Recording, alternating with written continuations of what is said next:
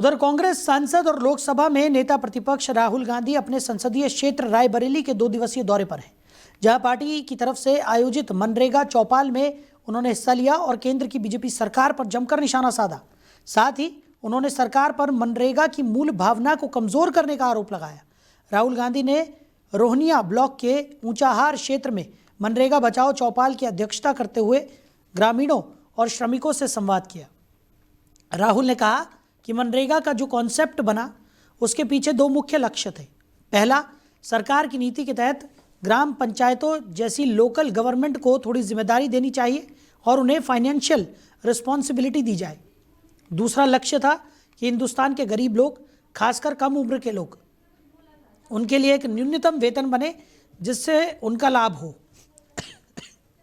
और खासकर नरेंद्र मोदी पर निशाना साधा। उन्होंने कहा कि नरेंद्र मोदी ये नहीं चाहते, वो पावर को केंद्रित रखना चाहते हैं और गरीबों को भूखे मरते देखना चाहते हैं। उन्होंने आगे कहा कि मामला सिर्फ नाम बदलने का नहीं है। गांधी जी का अपमान किया गया है, लेकिन उससे भी बड़ी बात है कि हमारे गरीब जनता का जो प्रोटेक्शन था वो हटा दिया गया है। जो डेमोक्रेटिक जड़ है, एक प्रकार से उसको काटा गया है। कांग्रेस पार्टी पूरे देश में मनरेगा को बचाने का आंदोलन चला रही है, जो मजदूरों की मजदूरी उनके प्रोटेक्शन के लिए है। तो राहुल गांधी ने केंद्र सरकार पर मनरेगा को लेकर निशाना साधा और इसी खबर पर ज़्यादा चर्चा के लिए हमारे पॉलिटिकल एडिटर रमेश ठाकुर जी हमारे साथ जुड़ गए।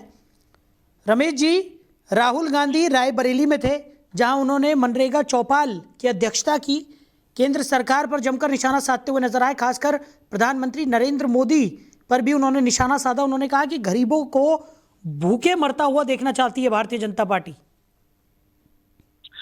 देखिए साहिल, ये बड़ा मुद्दा हो गया। मनरेगा का नाम बदल के उसके बजट में उसमें पैसों की कटौती करके अब आप इतना अनुमान लगवा लीजिए कि राहुल गांधी ये बयान कहाँ जाके कह रहे हैं।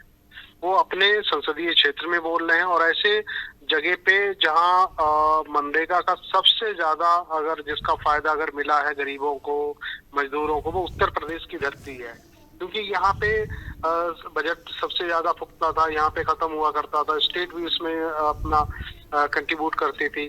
अब ऐसे में एक मुझे जो लगता है, ये जी राम जी को जो मनरेगा को किया गया है, तो इसमें आने वाले समय में राजनीतिक तौर पर इसमें रोटियां सेकी जाएंगी और इसका फायदा मुझे लगता है कि कांग्रेस उठाएगी।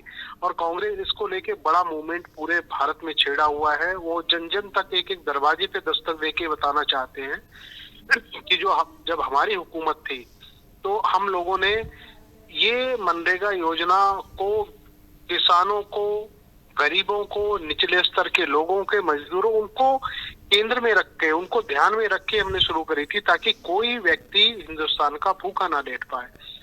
और ये था उस हिसाब से जब योजना चल रही थी, तो हमने देखा होगा गांव की रोड, खड़ंजा, नालियां, ये सब खुदने में सारे मनरेगा के ही मजदूर दिखाई देते थे।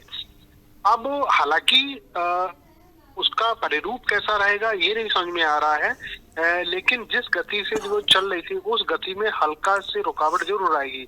अभी रुकावट मैं इसलिए कह रहा हूँ कि अगर आप 2022 के बजट को आप उठा के देखो, 22 का, 23 का, 24 का, 25 का और 26 का भी अगले महीने आ जाएगा, तो लगातार पिछले 4 सालों में मनरेगा के बजट को कुछ ना कुछ प्रतिशत को कम करा गया है, जबकि जरूरत नहीं थी। ये ऐसी योजना है, इसमें एक समीक्षा की जानी चाहिए, ऑडिट किया जाना चाहिए कि कितने मजदूरों को लगाया जाता है, उनको उनकी दिहाड़ी मजदूरी कितनी दी जाती है, तो उसमें बढ़ोतरी की जानी चाहिए। और हाँ, जब कहीं पे मजदूरों को लगाने के लिए काम ही नहीं है या मनरेगा का इस्तेमाल नहीं हो रहा, वहां तो ठीक है, लेकिन उसके बावजूद भी अगर ये चीजें हो रही हैं तो उसको जाहिर सी बात है विपक्ष इसको उठाएगा और उसको उठा भी रहे। लेकिन रमेश जी, एक तरफ ये तमाम बातें जो विपक्ष की तरफ से की जा रही है, दूसरी तरफ भारतीय जनता पार्टी का तो कुछ और ही कहना है कि जी राम जी के तहत तमाम जो गरीब तबके के जो किसान हैं, जो मजदूर हैं, उनको कहीं ना कहीं फ़ायदा पहुंचेगा। पहले 100 दिन का रोज़गार था, उसे 125 कर दिया गया, यानी कई सारे उसमें जो बदलाव किए गए हैं वो गरीबों की भलाई के लिए किए गए हैं। कि मुझे लग रहा है अभी इसकी समीक्षा की जानी चाहिए और समीक्षा के लिए भी एक वक्त होता है, टाइम होता है। अभी तो इन्होंने सिर्फ नाम को बदला है, उसका क्लेवर कैसा रहेगा, उसकी रूपरेखा कैसी बनेगी और उसकी रणनीति कैसे बनेगी, क्योंकि मनरेगा का मकसद हमेशा बेरोजगार ग्रामीणों को पैसे कमाने का जरिया ही रहा है, लेकिन अब उसमें कुछ समय को और वृद्धि कर दी गई है, 125 दिन कर दिए गए हैं। तो ये दिन किस तरीके से इम्प्लीमेंट किए जाएंगे, अब हमने जब देखा है, जब हम गांव में जब जाते हैं तो देखते हैं कि भैया एक के खाते में 10 ड्यूटी आ गई है, दिहाड़ी आ गई है, 11 दिहाड़ी आ गई है। अब क्या होता है, काम तो ऐसा होता नहीं है कि भाई 1 तारीख से 30 तारीख तक लगातार मनरेगा का काम चलता रहे, ऐसा भी नहीं होता है।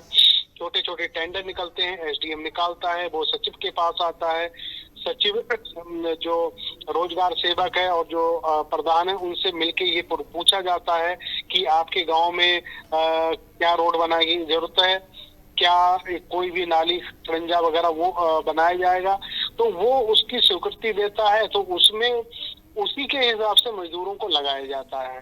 क्योंकि मनरेगा में मजदूरी कैसे मिलती है और मजदूर कैसे काम करते हैं, ये लोगों को जमीनी हकीकत साहिल पता नहीं है।